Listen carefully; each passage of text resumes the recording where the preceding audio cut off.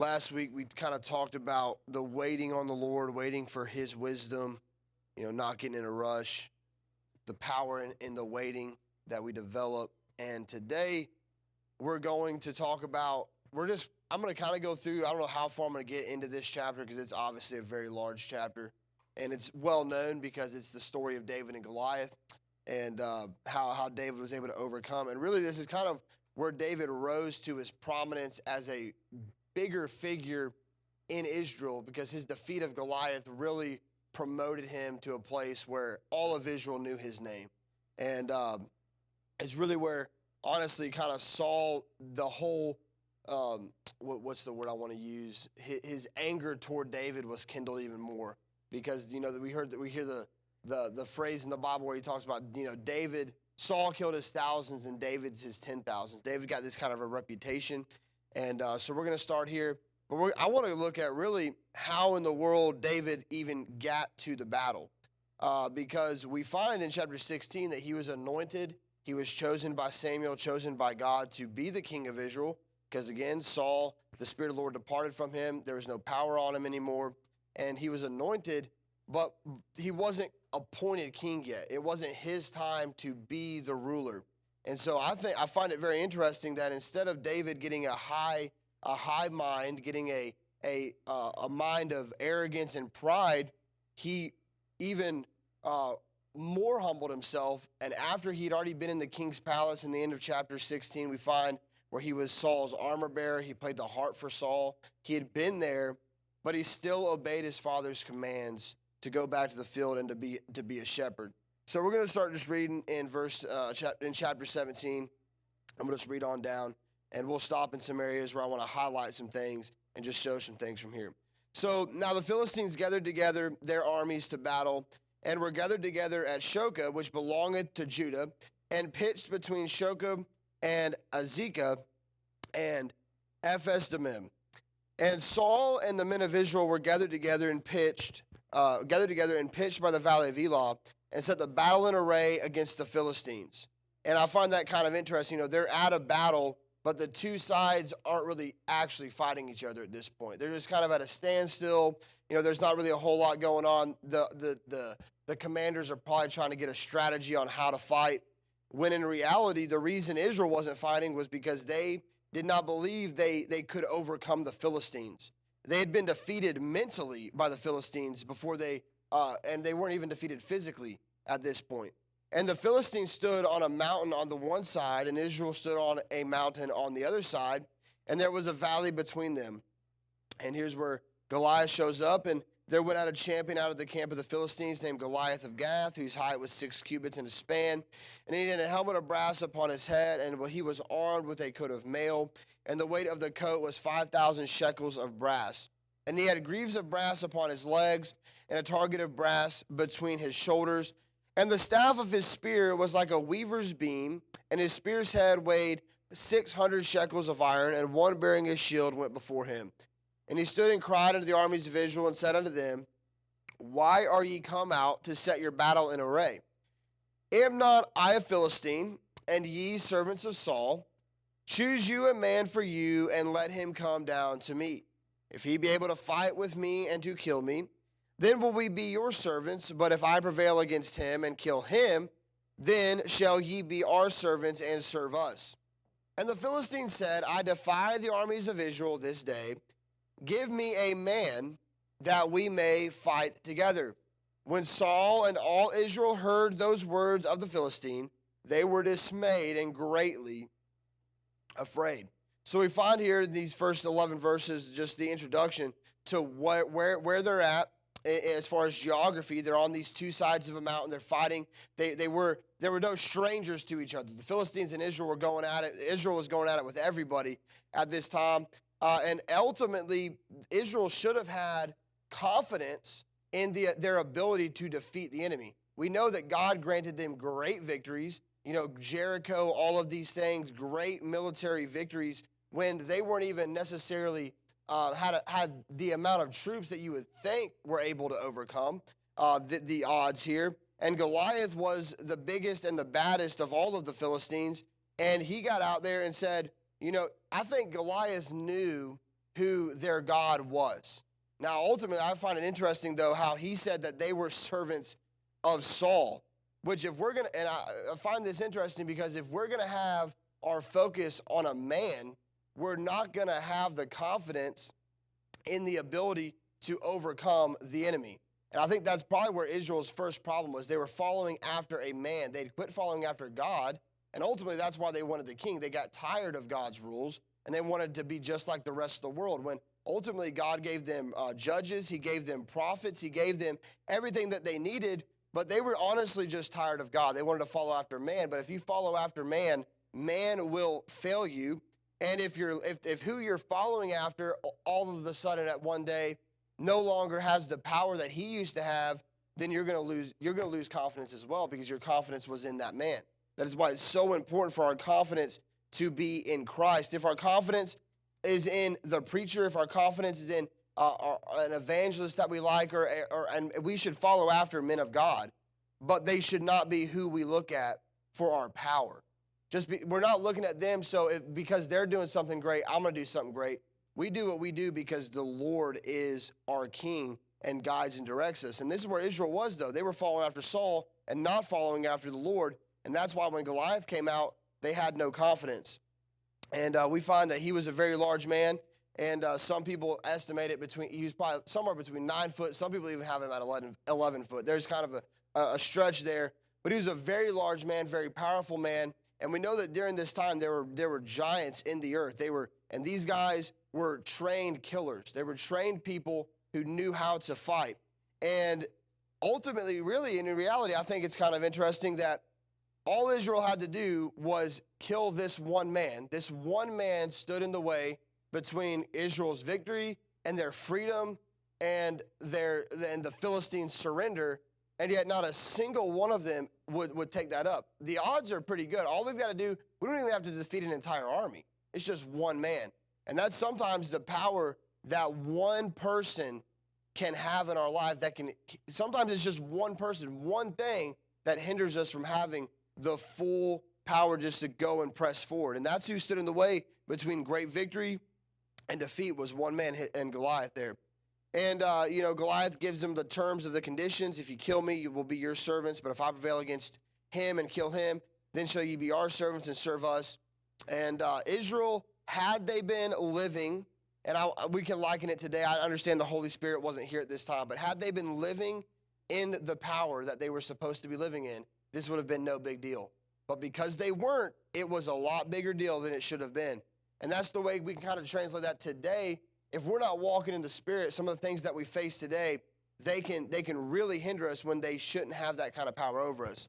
So then we go to verse number 12, though, and this is when David is really shown up in this part of the story. And now David was the son of that Ephrathite of Bethlehem, Judah, whose name was Jesse, and he had 8 sons. And the man went among men for an old man in the days of Saul. And the 3 eldest sons of Jesse went and followed Saul to battle.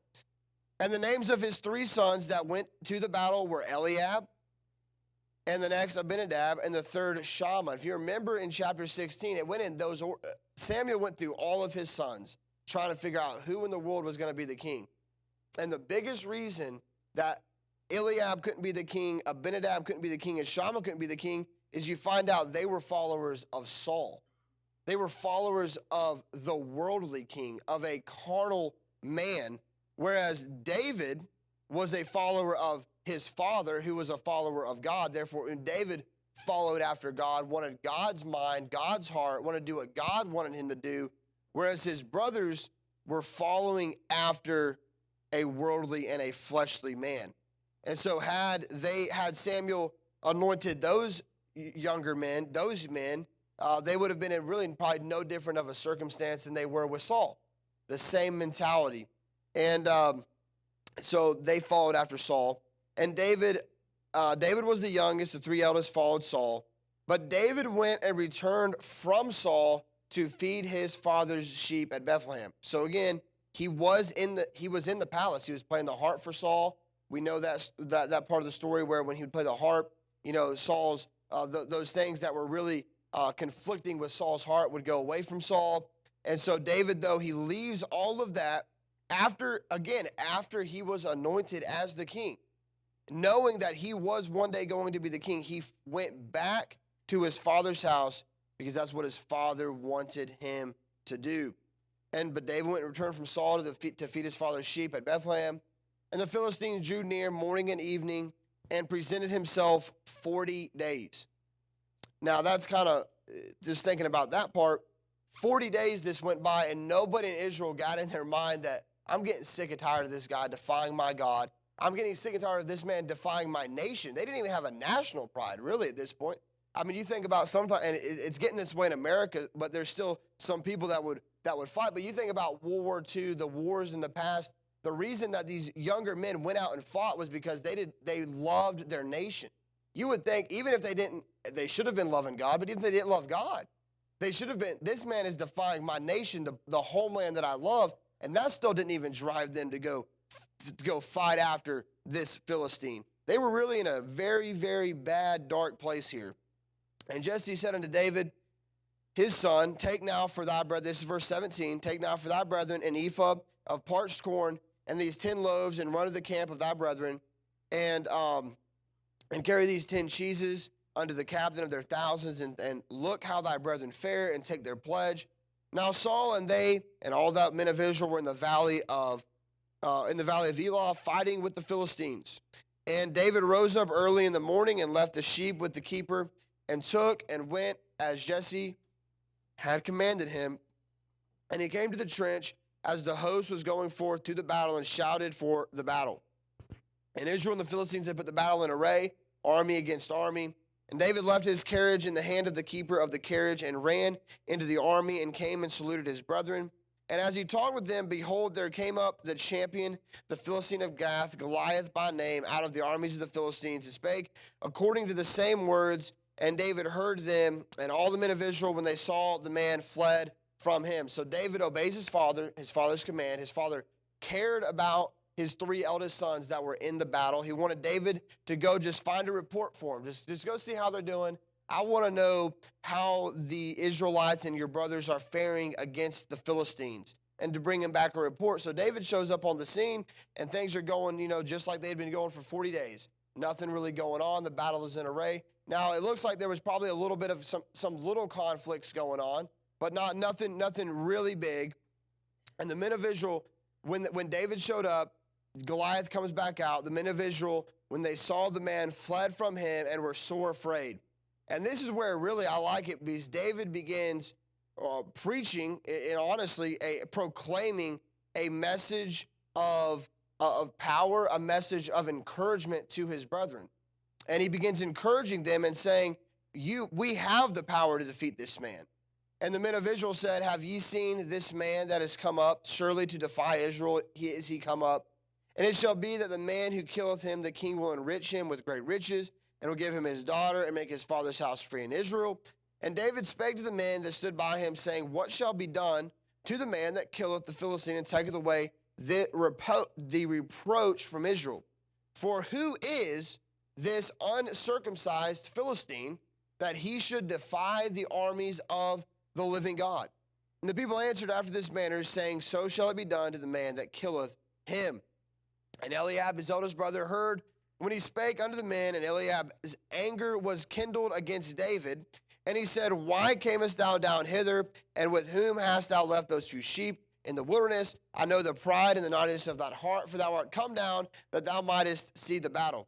Now, I'm not 100% sure about this, but I'm pretty sure that Eliab and his brothers might not have been too happy that David was chosen to be the king. I think they probably had a little bit of brotherly rivalry going on here. They thought they were the bigger and the baddest of the guys because, obviously he was the younger brother. And it even talks about how that David wasn't really, when you looked at David, you really didn't see a powerful leader. That wasn't the first thing you probably thought of when you saw David.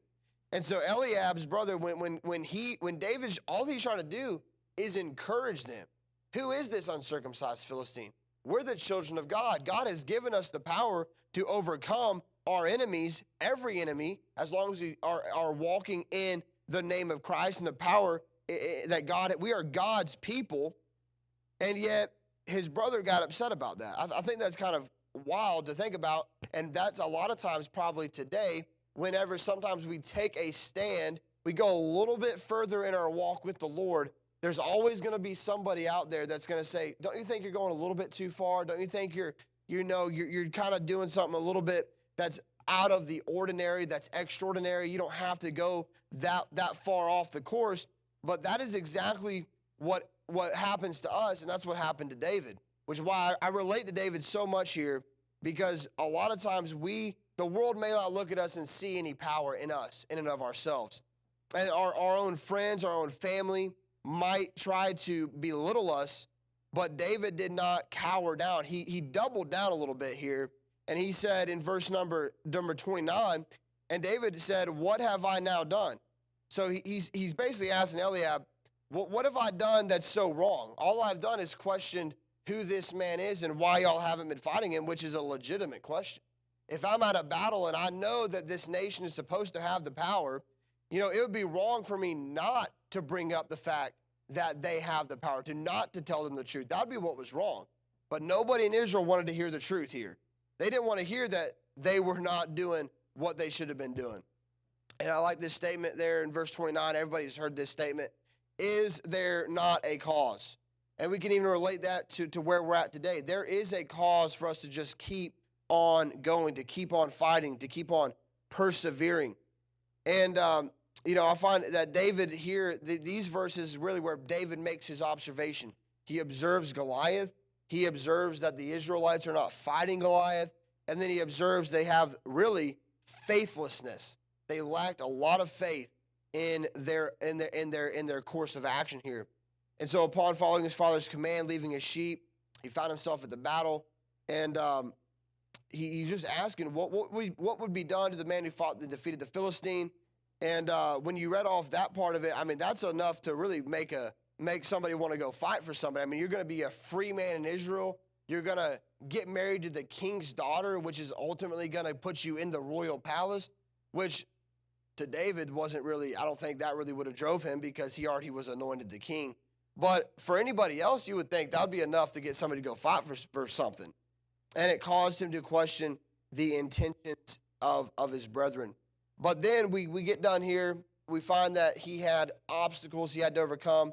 His heritage, which we find that was Eliab, and his brothers were upset. So his own family, his friends. But if we keep on reading, he's got more than just his own heritage hated him, didn't understand what he was trying to do, where he was trying to go. And David, in verse 32, says to Saul, let no man's heart fail because of him. Thy servant will go and fight with this Philistine. And Saul said to David, thou art not able to go against this Philistine to fight with him, for thou art but a youth, and he a man of war from his youth. Now, I find it if you go back, I'm going to try to find this verse because last week we were reading it. But the Bible says that David was a man of war in chapter 16. If you go back there, the Bible, God clearly saw David as a man, as a man of war. He had those. We understand that he's about to tell Goliath how he slew both the lion and the bear, and the uncircumcised, in this verse 36, shall be as one of them, seeing he hath defied the armies of the living God.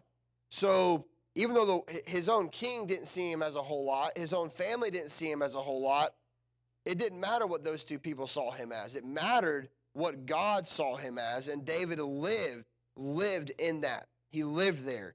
He understood the assignment. He understood what he was supposed to do, and he went out and lived it. And the Lord prepared him for such a time as this. And like we said last week, the Lord's preparing you for, there's going to be a situation you may not know. It might not be now. Maybe it's even happened before where you can just look back in your life and say, these certain things happened to prepare me for where I'm at today, for me to deal with this situation today. So he had his heritage was against him, his hierarchy, his king was against him, and then he had his opponent. His opponent was against him, which in reality was probably the least of all the obstacles that David had to overcome. It was the biggest, but sometimes when your own family is against you, that can be so hard to overcome.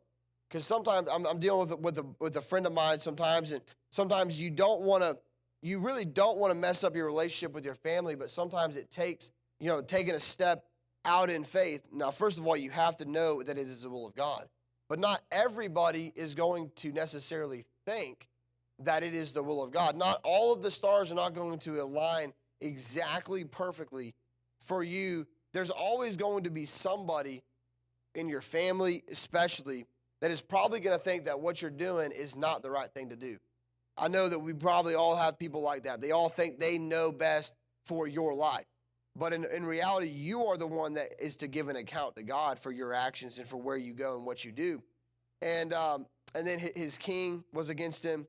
So by the time he got through those two things, I'm pretty sure Goliath, and he already knew Goliath. Goliath, he already believed was delivered into his hand before he ever went out and actually stood face to face with Goliath. And so he had a hostile opponent. But when he got out to the battle, we'll go down to verse number 41 now, and this is where David really shows up to Goliath and sees him, and they're face to face, and they begin talking to each other. And the Philistine came on and drew near unto David, and the man that bare the shield went before him. And when the Philistine looked about and saw David, he disdained him, for he was but a youth and a ruddy and of a fair countenance. And the Philistine said unto David, Am I a dog, that thou comest to me with staves?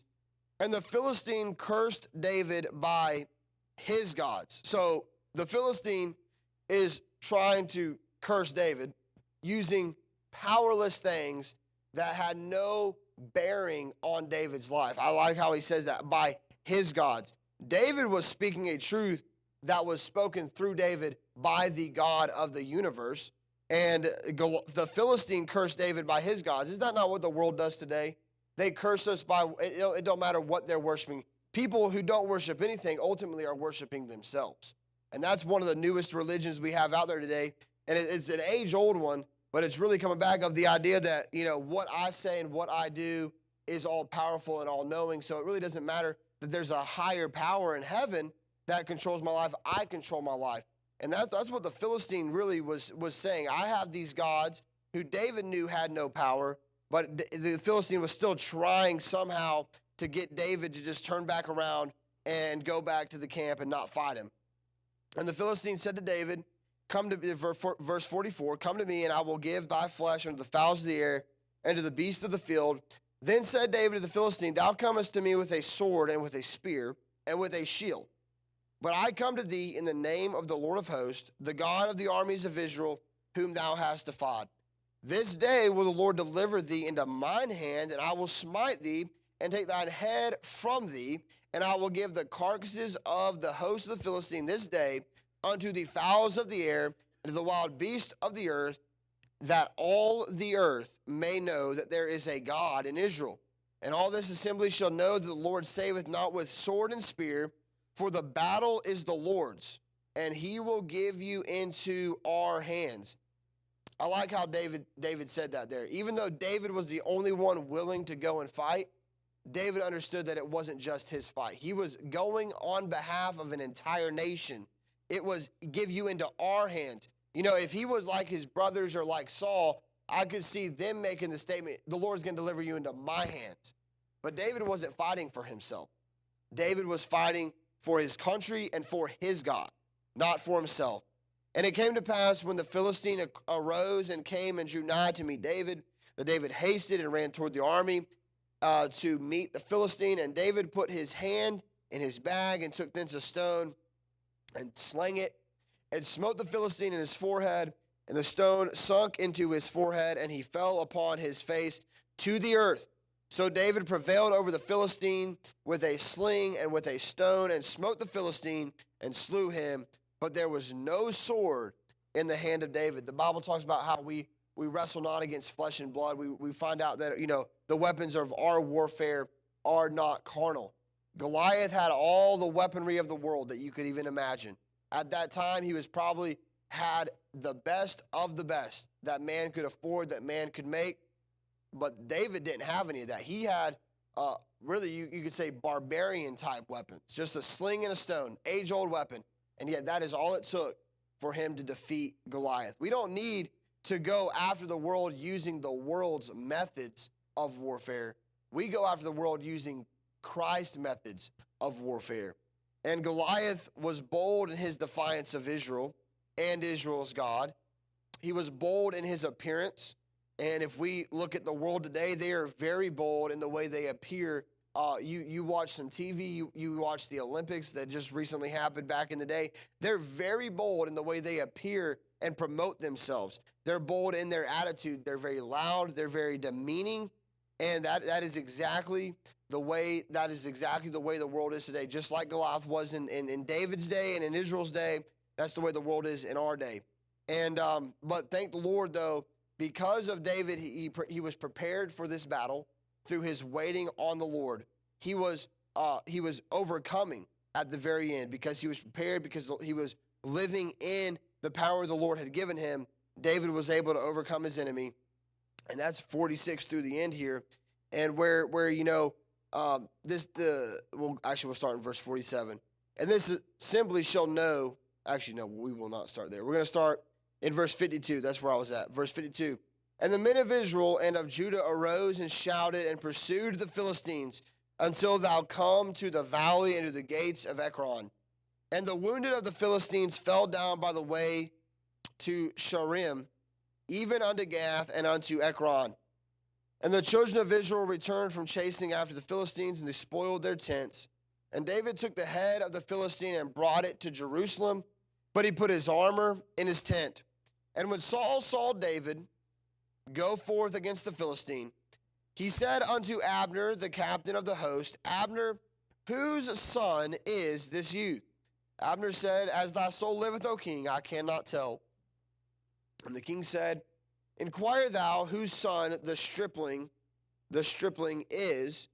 And as David returned from the slaughter of the Philistine, Abner took him and brought him before Saul with the head of the Philistine in his hand. And Saul said to him, Whose son art thou, young man? And David answered, I am the son of thy servant Jesse, the Bethlehemite. David overcame all of the obstacles that he had in his life at this point in time. He overcame the defiance of his own brethren, the defiance of his own king, the defiance of his own enemy. And because he lived in that power that the Lord had for him, the power that the Lord had ultimately for the entire nation of Israel, David didn't bring a conquest just to build his name up. Because I like how that is. When David prevailed over the Philistine, the whole nation of Israel had a revival in their spirit. They saw that what David was proclaiming, what David was saying, was actually the truth. That all the things that David said, is he not just an uncircumcised Philistine?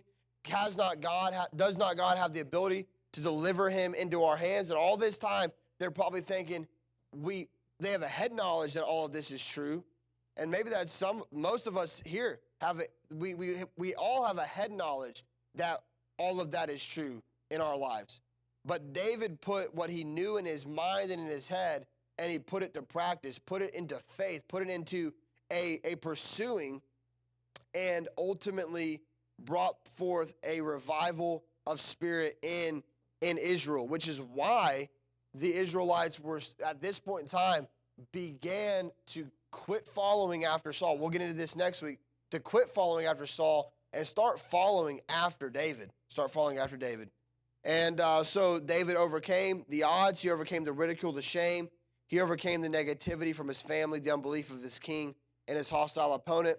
And we have today an obligation to be, in my estimation, kind of to be like David's in our lives. No matter whether you're young, whether you're old, it doesn't matter. We all are to live in the power that Christ has for us, because we're all going to face people that don't agree with us every single day. We're going to face people that don't agree with us, and when we tell them the gospel, tell them the truth, they might not like what they have to hear. But David was unbothered by that. When he told them the truth and they ridiculed him and put him to shame, he just stayed the course. He took his ridicule and he continued to use it for the honor and the glory of God, and ultimately wrought forth a great victory in the nation of Israel. And so that's chapter number 17. Chapter 16 was where David, waited patiently, where he was anointed the king. Chapter 17 is really kind of where he rose to become a person where people even knew who he was. The whole nation knew who he was now. And he continues to have a rise rise to power, but not because he did it himself, but because he waited on the Lord continually throughout every situation in his life. He waited continually and allowed the Lord to put him where he was supposed to be at that time. Never got in a rush until later on in his life. But up until this point, he just waited for God's timing, and God ultimately continued to bring great victories in his life. Dear Father, thank you for this day, Lord. Thank you for the opportunity to be in your house again this morning. Lord, thank you for keeping us safe during that storm. Thank you for not allowing us to go through all the turmoil. But, Lord, I want to pray for, Lord, our friends. Some of us probably maybe even have family that were affected by it. Lord, I just pray to continue to just bless them, Lord, encourage them, strengthen them. Give us a good Lord's Day today. Lord, help us to live in the power that you have given us, Lord, not to shy away from the obstacles, but, dear God, to overcome them, and understanding that it's not us that does it, but you that does it through us. And, Lord, we just thank you for your word. Thank you for all that you've done. Lord, just even today, bring lost people in, dear God. Bring people in that, Lord, don't know you as their Lord and Savior, don't know you. And, dear God, allow them to be saved this morning. Thank you for the good testimonies that we've had, the baptisms we're going to have, Lord. And even at this moment, Lord, can start preparing our hearts for the Lord's Supper tonight. And I pray this in your name. Amen. And that's all I got this morning. So you are dismissed. I don't think anybody else is out yet, but.